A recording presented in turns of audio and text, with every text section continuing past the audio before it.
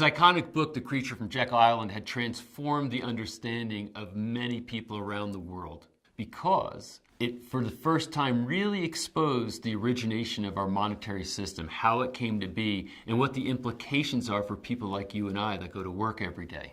In his mid-80s, his mind is still as sharp as a tack. He kept me on my toes. You're going to find this interview very, very stimulating. So let me introduce to you my interview with G. Edward Griffin. Ed, I'm a big fan of your work, so I've been anticipating and looking forward to this conversation, so thanks for taking the time. Well, it's a pleasure to hear that, Pat. Thank you very much. So your book, The Creature from Jekyll Island, I read several years ago, and I was mesmerized by it and also kind of shocked as far as its contents and what it revealed or exposed. So let me ask you this. What got you started to want to even write that book or approach that project? You know what, Patrick, it's like so many things in life. If you knew where you were headed, you probably wouldn't take that path. Right. I thought I was going someplace else. And I really didn't have an interest in the Federal Reserve. Back in the day when I was very young and I was trying to make a difference in the world, the one thing I had had a little experience with as a very young person was media. Mm-hmm. I worked in a television station. I was an assistant director, floor manager, and all that stuff. And I took speech and communications at the university, and I had a radio program and all that. So I thought, this is what I do. So I will put the communication skills that I had learned to work and tell people what I was learning. Mm-hmm. Well, that came a little bit later. You see, first when I came out of school, I thought I was going to be a big splash in Hollywood. Right. That's why the world was obviously waiting for me. And so when I got there, it was a really rude awakening. I discovered that there were a lot of people there with much better talent than mine. Right. And they were waiting tables and washing cars, waiting for their big chance. Right. But this time I had married my childhood sweetheart, my college sweetheart. She was the prettiest nurse on campus. We had a child, and we were, on the road. And all of a sudden I was running out of money. Yeah. And nobody cared about me. It was a really rude awakening. So I went to work for a large corporation, and I was doing well. I was climbing the corporate ladder and all of that. So my life had shifted to now, okay, I'm in the real world now. Mm-hmm. Not this Hollywood stuff, but the real world. And it was in that stage, I was about 5 years with this corporation. I was, thinking about what I was going to be and how high I could climb the ladder, and I'm going to be a vice president, and I'm going to have all these nice material things and provide for my family and all of that, like most young people do. And then I began to read some stuff and hear some things about what was going on in the world that upset me. And I didn't know I had one, but my crusader gene kicked in. And all of a sudden, these things that I thought were important began to fade. Mm-hmm. And I began to think about, well, wait a minute, this beautiful country, which I was born into, which I thought would always be here because that's the way it is, right. I realized that it was had some problems, and that there were people who didn't want the way it was. They wanted to change it to something else. And the deeper I got into it, the more alarmed I became. And this is when the crusader gene kicked in, is I have to do something about it. And so, make a long story short, I quit my job. Wow. My poor wife almost. What are you doing? How are we going to live? So I thought, well, look, I know these skills. I'm going to start producing some little documentary films. Mm-hmm. And at that stage, I decided that I wanted to do something on inflation. Mm-hmm. I didn't know anything about it, except I thought there was a lot of nonsense about the cause of inflation. Mm-hmm. Nobody really seemed to know. They were pointing the finger at the other guy. And I thought, this can't be true. So I started to do some research and got some boxes full of papers and books and recordings. And I interviewed some people, some bankers and so forth. But then there was a group in Pasadena, typical little old ladies in tennis shoes in Pasadena that you may have heard about. Mm-hmm. And they had a study group on taxes. High taxes, okay. And they called me. They heard I was giving speeches, and free speeches at that. So they wanted to know if I would come and speak to their group about taxes. And I told the ladies there, I said, well, the one lady who was in charge of it, I said, well, I don't know much about taxes, but I might have something on a hidden tax. She said, well, what's that? I said, well, that's what I would talk about. Mm-hmm.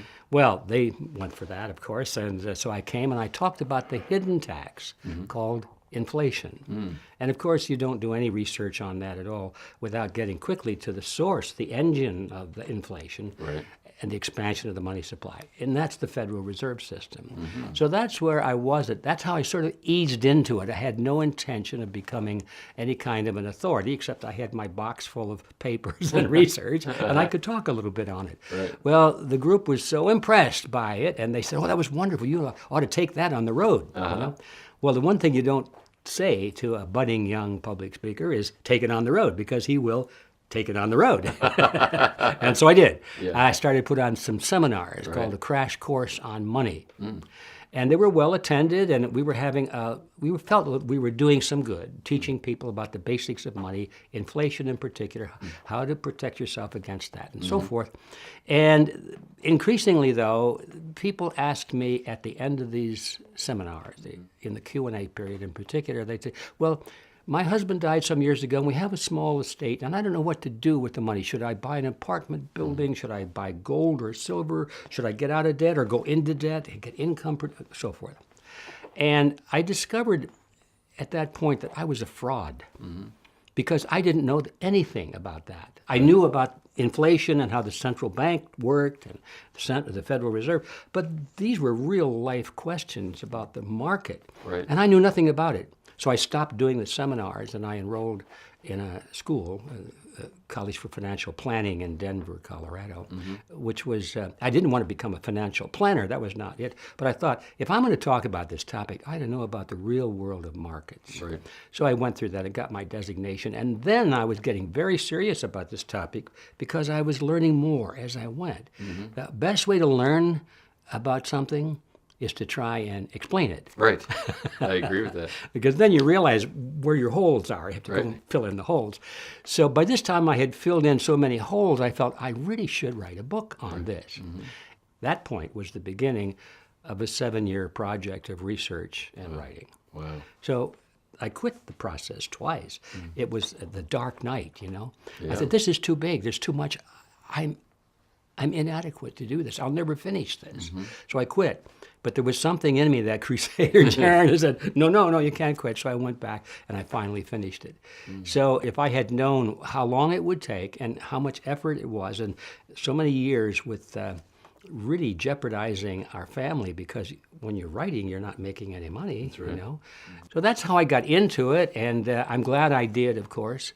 And it seems like all of the projects I've gotten into have been along similar paths. They zigzag around, and I've discovered, talking to people, that most of us have traveled those zigzag paths in our lives. Yeah.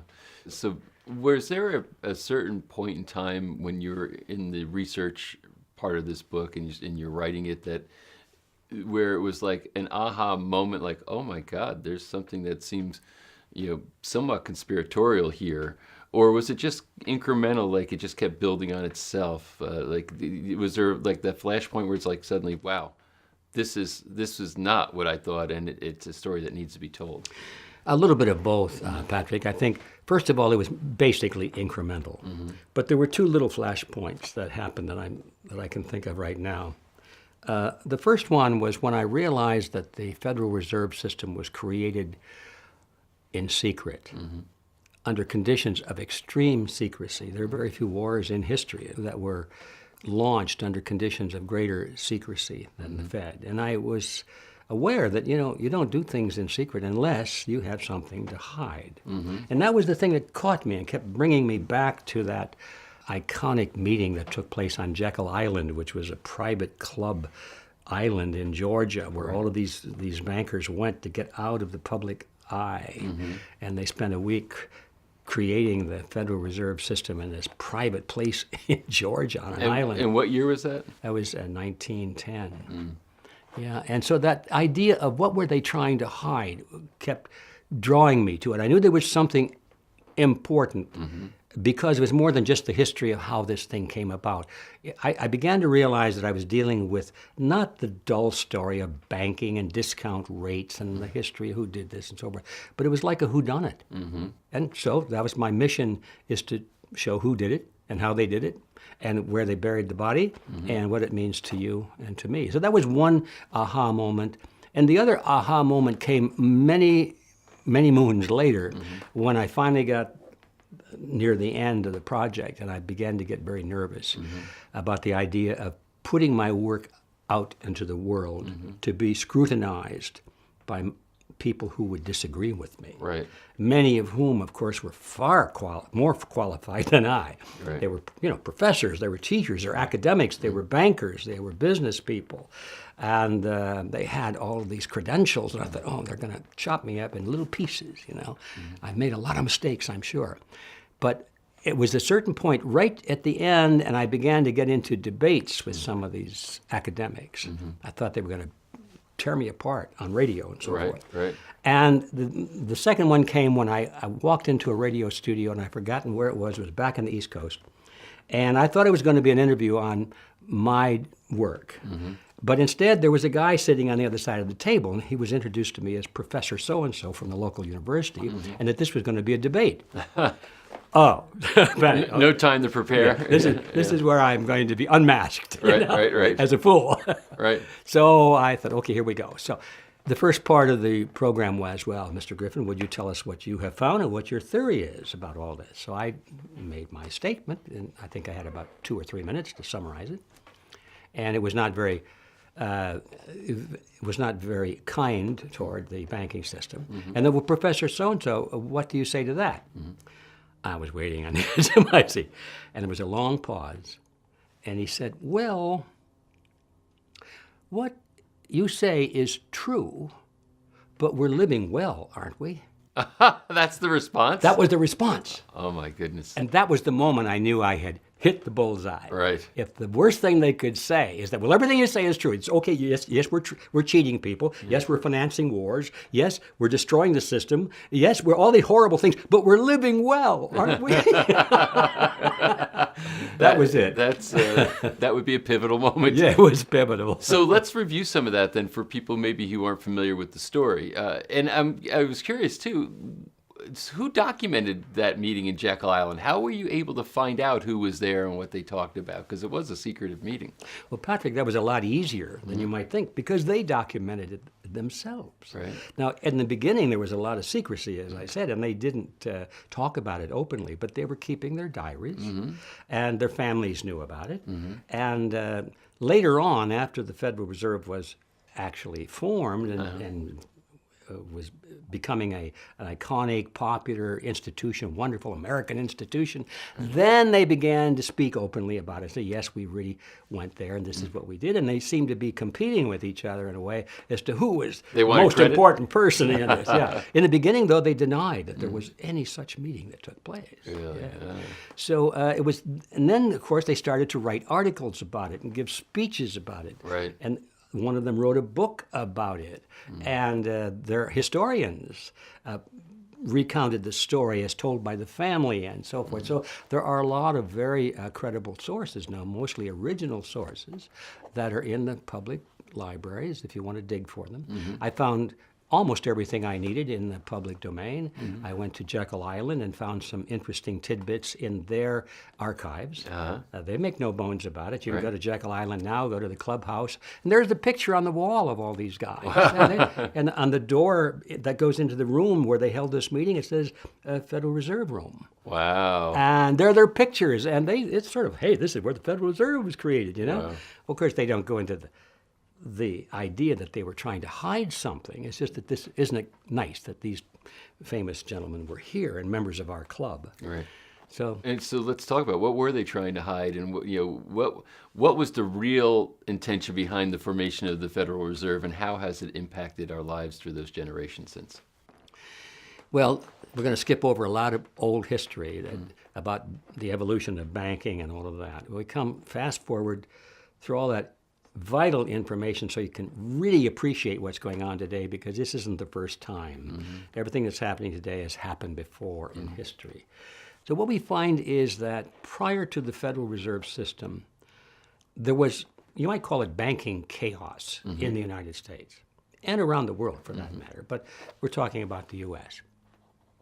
Each of the states had created official state banks. And in the process of creating these banks, the states gave them permission to do things that were really unethical. Right.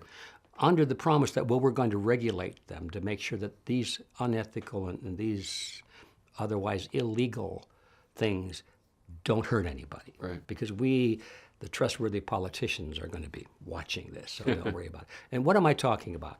Basically, what they gave them was the power to create money out of nothing and to charge interest on nothing. And they gave them the power to imply, and in some cases openly state, that they were holding reserves of the depositors, holding them, and they called them demand deposits, which meant that you could come in and demand your money because it was there. Right.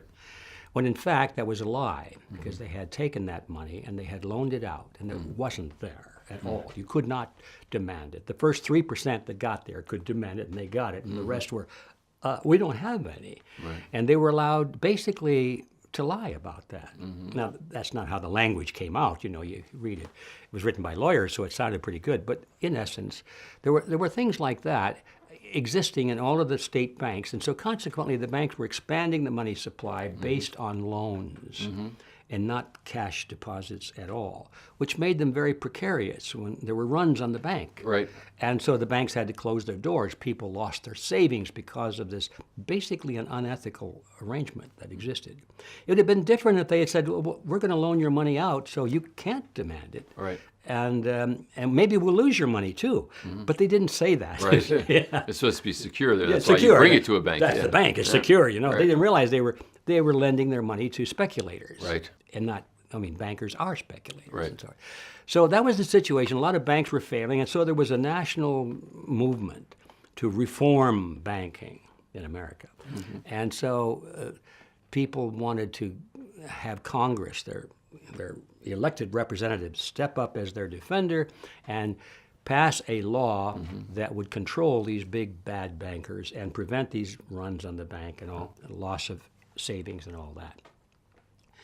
So the banks, the biggest banks, especially in New York, which dominated the whole scene, decided that rather than wait for a real genuine response from the public to reform the banking industry, that they themselves would get at the head of the parade. Right. And they would be the leaders of the cry for banking reform. And that's basically what happened, but they didn't want the public to know it. They wanted to control both sides of the debate. So the biggest bankers of them all were the ones that drafted the Federal Reserve Act, which was supposed to be to control the banks. So the banks themselves, the biggest violators, the biggest cause of all the public alarm, decided that they would draft the reform. Right. To reform themselves, of course. The fox is guarding the hen house, basically. Fox is going to build the hen house, install the security system, and guard it. But they didn't dare let the public know that they were the ones creating it. That's why they had to go away from Washington, D.C., and they didn't allow any politicians. There was all the bankers. No politicians run No politicians. Okay. There was an assistant secretary of the Treasury who was there. Why was he assistant secretary of the Treasury? He was a banker. Right. In real life, he was a banker. So they were all bankers, you see. Yep. And they created this thing called the central bank or the Federal Reserve System in secret because if the public had known that the reform legislation was written by the bankers, they would never have gone for it. It's that simple. So in essence, they're saying they're trying to self-govern rather than have the government govern them. They'd get together and do it themselves, but they're conflicted as far as how they would govern or what rules there would be. So what were some of the outcomes that have had these downstream adverse effects? Well, first of all, your observation is correct. They wanted to self-govern, but that's kind of a gentle way of describing it. Yeah. There's a real name for that kind of an arrangement, and it's called a cartel. Yeah, that's another one I've heard. Yeah, and that's really what they formed. Yeah. The Federal Reserve System is a cartel of banks. In essence, it's no different than the oil cartel or the banana cartel or any other sugar cartel. Right. You get all the producers together, the big producers, and they decide to form an industry-wide association. They regulate themselves, and if they're really smart, which most of them are, they bring the politicians into it, Yes. and they take their cartel agreement and they pass it into law. Right. And they call it reform or to protect the people, or give it some nice words. That also can be known as collusion. It's collusion. Yeah. In other words, they use government to enforce their own private cartel agreement. Right. And we see that happening all the time. And of course, the Federal Reserve is one of the most major examples of that. But we see it in healthcare. We see it in the utilities industry. We see it everywhere you look. These are cartels that bring the government into it and make it look like they're serving the people because government's involved, when in fact the governments are serving the private interests. Right. This is an important thing to understand. Very important. Very important. So now it's formed. It comes into existence. And it's sort of interesting because it's not a government agency. Not at all. It's a private Yes. entity that is under government, I guess, would you say regulation or review? Or what is the accountability of the Federal Reserve to the government? As I said a moment ago, they take their cartel agreement, they take it, in our case, to Congress. Congress stamps it, says we vote for it, now it's law. So now you and I have to abide by the rules of the cartel or we go to prison. Right. Because it's law. And because we go to prison, if we violate it, it makes us think that, well, it must be a government agency because only government can put you in prison, right? Right. Well, not unless the agency has been captured by the private sector, you see. Now it's not that way at all. It's upside down the other way. So that's really what's happening. It's not a government agency, but it appears to be a government agency because it has the power of government to enforce it. And that's what makes it hard for people to understand. It's got to be government, doesn't it? And it's not at all. It's a private banking cartel. And who were some of the key people that were there at Jekyll Island? Senator Nelson Aldrich, of course. He was the first one. He's the guy that owned the private railroad car, by the way, where all these guys got into a private railroad car in Hoboken, New Jersey, and they traveled for 2 nights and a day up down the coast to Georgia, and they got off and they went across the inland straits to Jekyll Island. Now, he was a senator. Was he a sitting senator or a former senator? Oh, he was a sitting senator. Okay, so then there was a politician there, I guess. He was a politician. Okay. Well, yeah, but he was a banker. He was a banker also. Well, he's a close business associate of J.P. Morgan and William Rockefeller. This was his financial base. Right. He was more of a businessman and a banker than he was a politician. Right. You see, but nevertheless, he was in charge of the Senate commission that was given the responsibility to come up with a proposal of banking reform. So he was just the perfect guy for it. He's a business partner with the biggest moguls in the world. Right. And so he selected the right people. He went to Europe and he went on a fact-finding mission and all that kind of stuff. But he knew exactly what he was looking for. Were all the people there Americans, or were there some Europeans at this meeting? No, also? At this meeting they're all Americans. Yeah, okay. This is very much an American institution. Now you get into some shady stuff where we know that there was foreign money involved. We know that the Rothschild banking dynasty was very interested in and very probably financially involved in this, although it's hard to find out. You know, they don't publish those records. Right. But we know that the firm of Kuhn Loeb and Company was represented, and they represented the Rothschilds in England and France. And then there was the Warburg family in Germany and in France, I believe, and they were represented there. So we know there was financial interest from outside. But all of these people were associated with the Morgan Bank or the Rockefeller Bank. In fact, the Morgan Bank had 2 people there. And one was the investment trust and one was the banking industry. They were the biggest members of, the public called it the money trust. You know, it was fun because during those days we didn't have the internet when I was doing research. Right. So a lot of this stuff I had to get from the Los Angeles Library. And so where you find it there, these big boxes, they're microfilm readers. And you get these rolls of microfilm of 35 millimeters wide. Right. You string them in and you turn the crank and the light comes down and you're looking at all these pages of the New York Times or the Washington Post going whizzing through you. Zing, zing, zing, zing. It's like you're a god and you're looking at the history moving by. You know, zing, zing, zing. And every time I could spot an editorial comment coming along, it would be, break the grip of the money trust. And zing, back it up. Oh, yeah, there it is. The cry over and over again was, break the grip of the money trust. So the public and some of the politicians of the day were calling this the money trust. And this was what legislation was supposed to break. And yet here were the members of the money trust being the ones writing the legislation. So who was there? All the representatives of the money trust. There was Abraham Piatt Andrew. He was the one who was apparently Assistant Secretary of the State, the Treasury rather. But he has an interesting story. He was one of the guys that went to Moscow on behalf of the banking interests literally with suitcases full of money. Wow. During the Bolshevik Revolution. And they were buying up the revolutionary movement. Wow. They actually were probably the major financiers of Lenin. Wow. Yeah. And that's one of the implications that saying, that these bankers and the Federal Reserve, by proxy, are the profiteers of wars when they occur.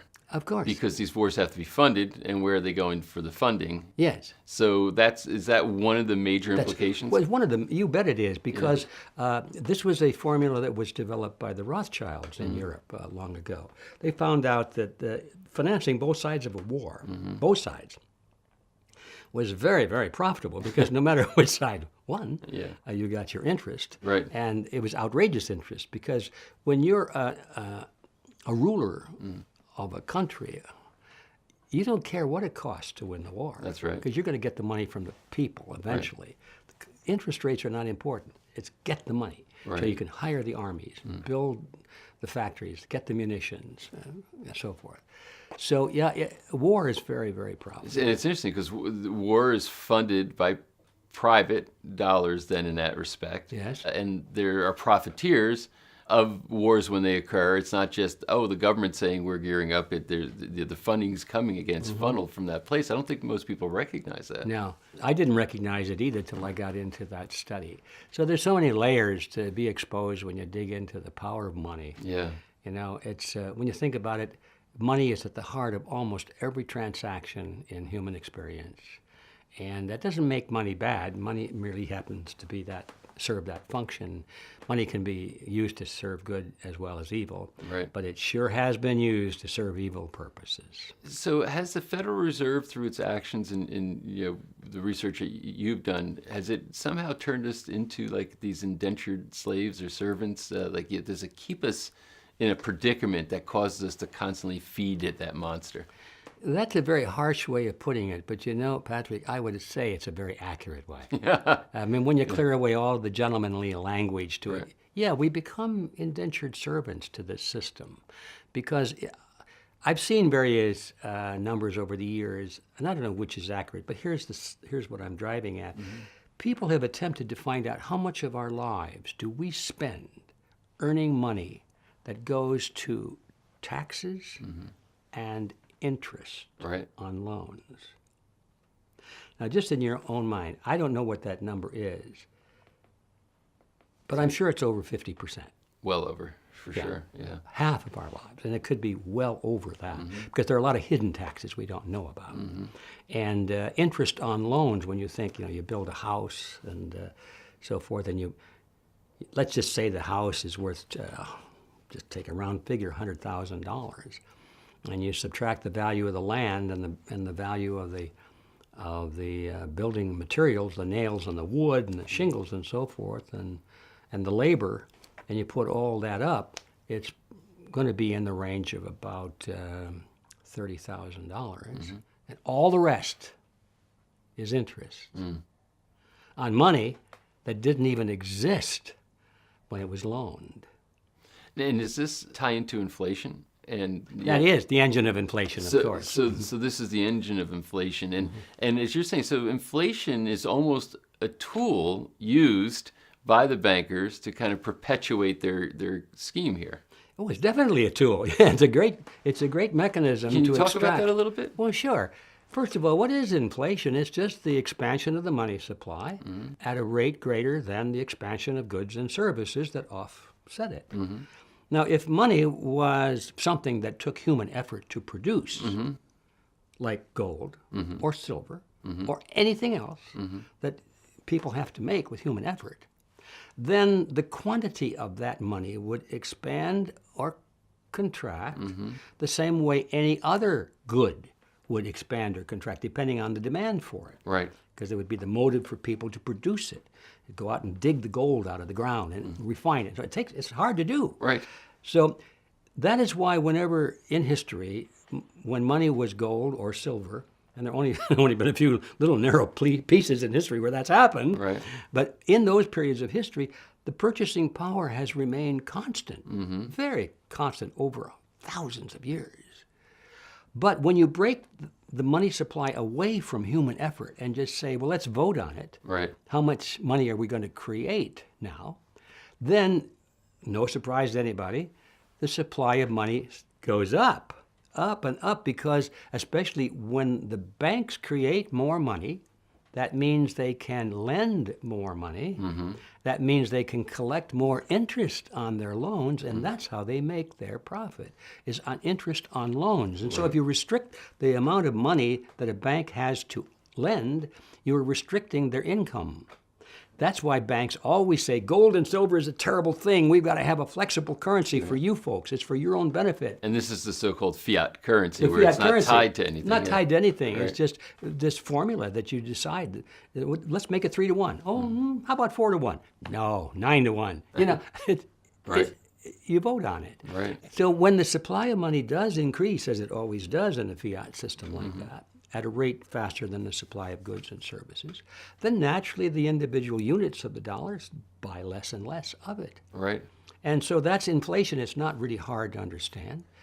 And the only way to prevent inflation is to limit the money supply or gear it. And the only way you can really limit it is to gear it to something that takes human effort. If you say, well, we're just going to be disciplined and we're going to be really good guys and we won't increase the money supply, then it doesn't work. I've never seen that discipline. There aren't that many good. There aren't that many good guys out there when the temptation of huge money is. But now, what this means to me as a worker in that system, and a producer and a taxpayer, is that if I work and I accumulate some amount of money or wealth, and I'm holding on to it, saying, "Hey, I want to earn and compile." But now these people can just sort of, like you say, raise their hand, vote, increase supply, and suddenly this money is devalued. So all this work, and I've already paid taxes, I've already done all the other things, the interest rates I've had to pay, and next thing you know, I'm sitting here saying, "Geez, I don't have much left. Who got this money?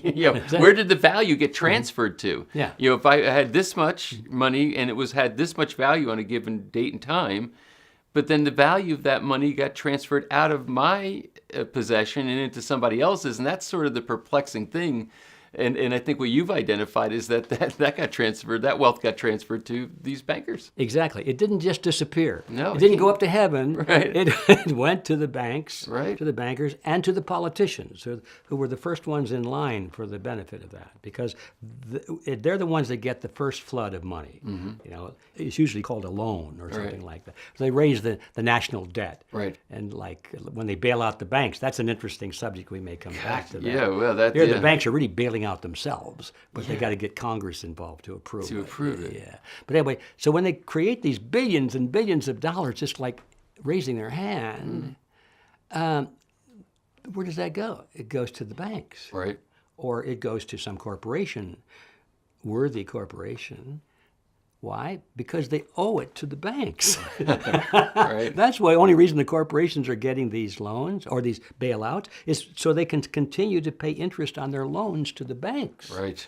If it weren't for that, nobody would care about corporations. Right. It's always, this is a system of the banks, for the banks, by the banks, and of the banks. So the whole thing is rigged. Yeah. It is rigged, yeah. That's why I said your statement a moment ago sounded a little bit rough, but it was pretty accurate. Wow. Well, it's highly disturbing because obviously these are somewhat complex issues, and they're not really taught as a part of the regular education for the average American that's going through the educational system. Matter of fact, the educational system was designed to turn these people into factory workers to go to work every day to keep feeding this inflationary system that benefits these bankers. And then, of course, when all else fails, a good war will do, right? It's an excellent fallback, yes. Yeah. And I feel like sometimes as I get deeper understanding, when I was reading your book, it made me kind of sense that I feel like a hamster on the treadmill, and I'll keep running faster and faster. I'm never getting off. Well, that's the whole idea. Yeah. That's the whole idea. I published a little chart you may remember. I looked at these numbers and I thought, what did they mean over a lifespan? A little 3% inflation a year doesn't sound bad. 4%, 4.5%, 5%. Okay, we'll hold it at 5%. That doesn't hurt anything, does it? And yet, when you track that on a chart and you go 5% this year, 5% including the previous 5%, and project it out over the working span of the average person, over about 60 or 70 years, over the lifespan of an average person, these people have stolen 97% of everything you have saved. Wow.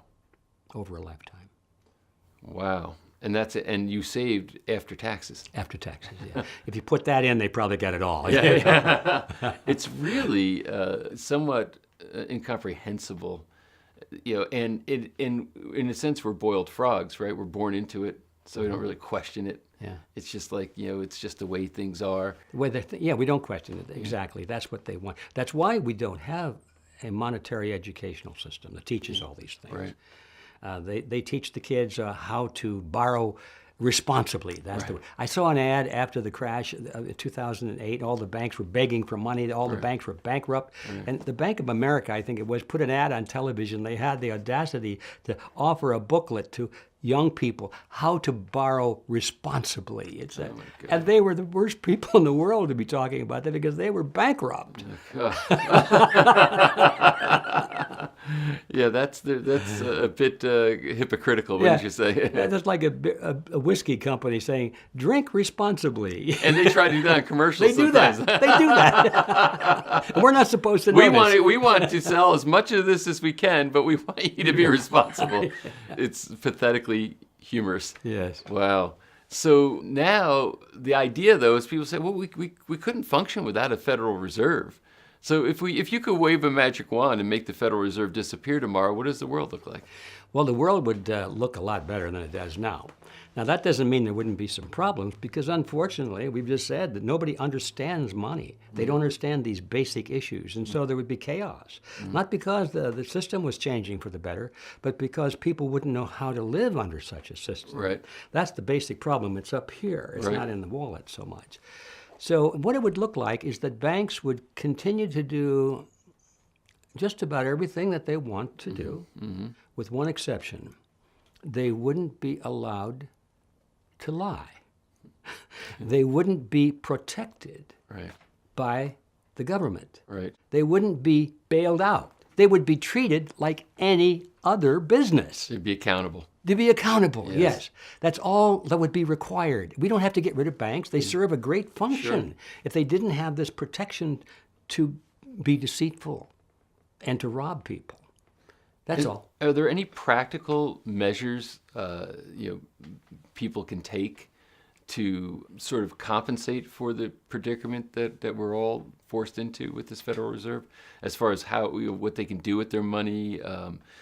How to maybe mitigate the appropriation of their money, of their hard-earned dollars that should be theirs. To try and protect themselves a little bit from this chaos that we see around us. Well, yes, there is. I look at this in a sort of a two-phase view. There's the short term and the long term.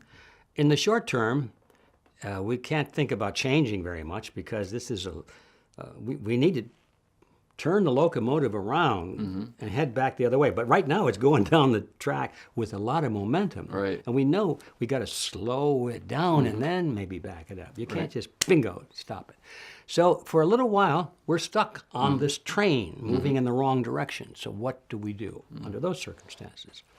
Well, the first thing is to recognize that the national currencies of the world are fiat currencies. They're not backed by anything of intrinsic value. Therefore, they will inflate, or they will deflate in their purchasing power, and prices will inflate. Right.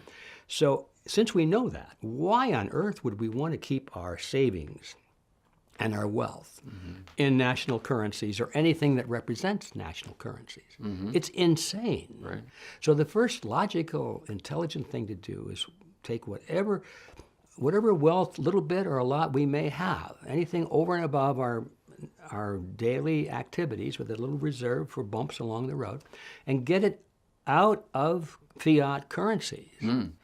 That doesn't mean I'm giving any advice as to where to put them, because I'm not smart enough to know what's best for you or anybody else. But there are any place else would be better than having them in currencies that you know that every day, with every tick of the clock, it's losing its purchasing power. Right. So it's like standing on the train track and we see the headlight coming.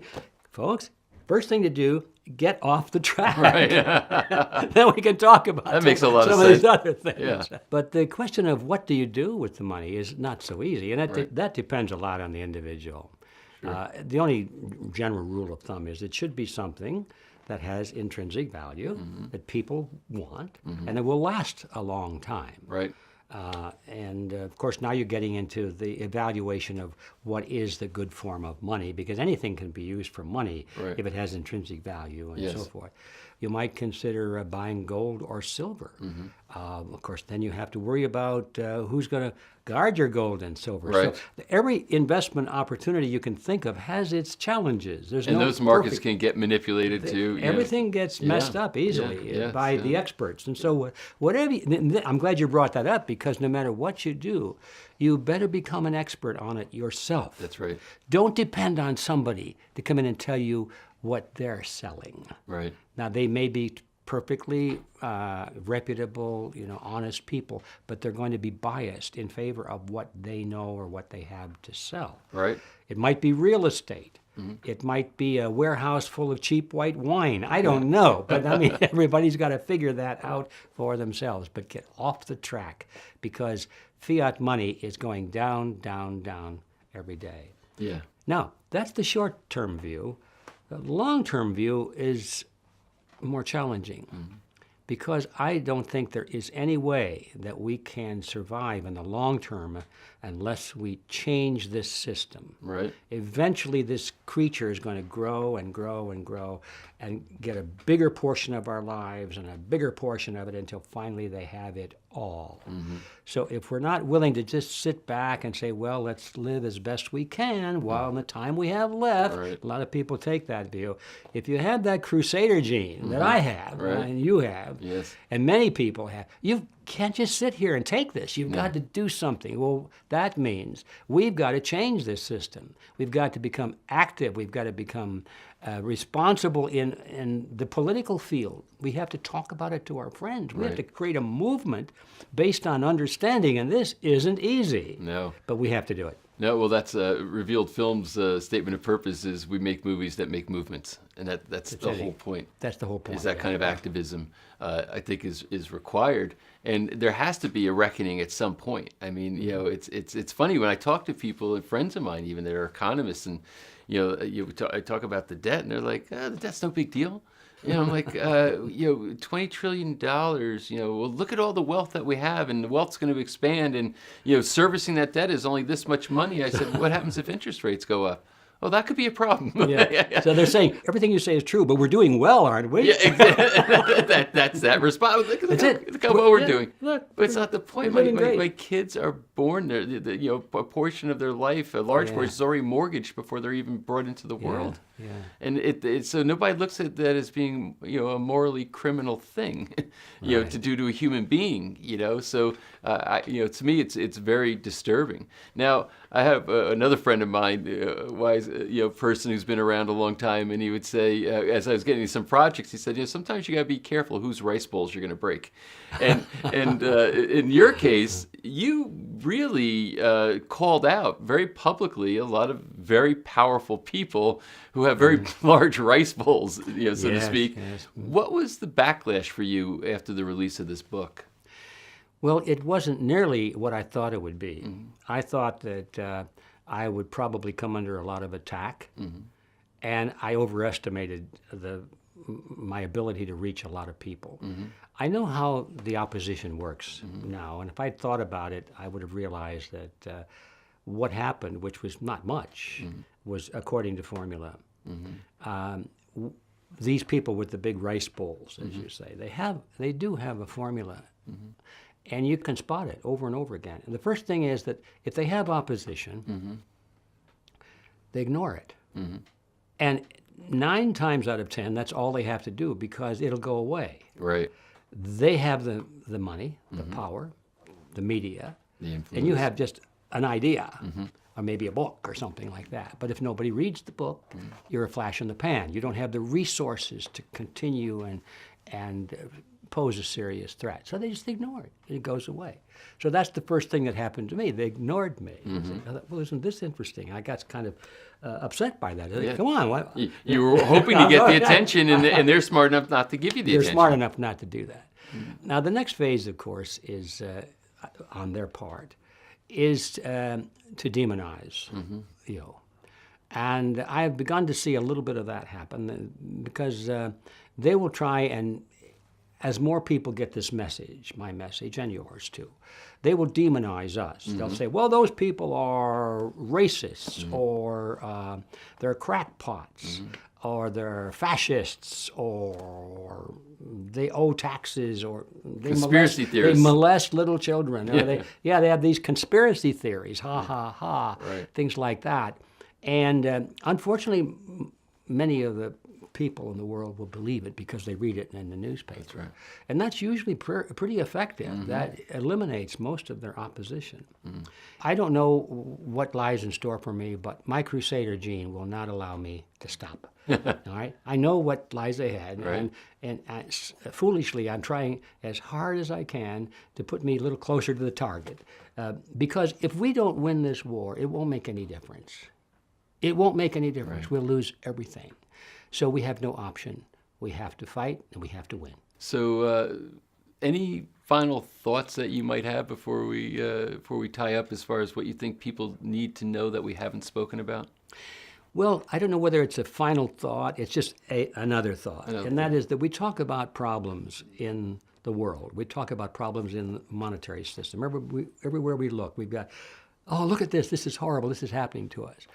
We're living in a really wonderful time right now because in spite of all of those problems, we have the means of communication and research to discover what they are. And with the ability to get organized and build movements, as you say, we can create a movement to actually reverse this if we really want to do it. And the encouraging thing is we don't need a lot of people to do it. No. I, at one point, had the view that we had to reach 51%, right? The democratic view. We win the vote, and then we can do anything we want to. And then I got a little smarter as I started to reread history. I recognized that history has always been determined by a minority, an extreme minority, 3% or less. Right. It's certainly true in the American Revolution. Yep. Less than 3% were active in the revolution. Most of them were waiting to see who was going to win. Right. And it's a hard thing to say, but it's true. Yeah. And even those that were in the revolution weren't quite sure what its orientation was. It was just a small group of people like Jefferson and Adams and Madison and Washington who set the pace. It was probably less than 20 people, 20 people in the continental area of the United States that were the leaders and motivators of the whole American Revolution. Right. So, and probably 1%, the farmers out there were fighting and willing to sacrifice, put their lives on the line, but they were following their leaders and so on. This is the way society really works. So all we have to do, Patrick, is reach that little 1% or less of the population who are willing to dedicate their lives to this thing and put the story out in a plausible way, in a reasonable way to explain it and to show the pros and the cons. And then larger numbers will follow along. Yeah. You know the old song, give me some men who are stout-hearted, and I'll soon give you 10,000 more. Right. That's how it works. Right. And so that's the encouraging part. We're living in a great period of history, and we have a wonderful opportunity with the tools of communication that we have to really make a difference in the world. Well, I appreciate you lighting the torch here and helping to make a bigger dent in that 1%. And your work has been something that has made a difference in a lot of lives, in a lot of people's lives that you'll never know or never meet. But I'm happy that I'm one of the ones you didn't know that I've met you today. So Wow. thanks so much for your time. Thank you, Patrick. I really appreciate it. I appreciate you. Thank you.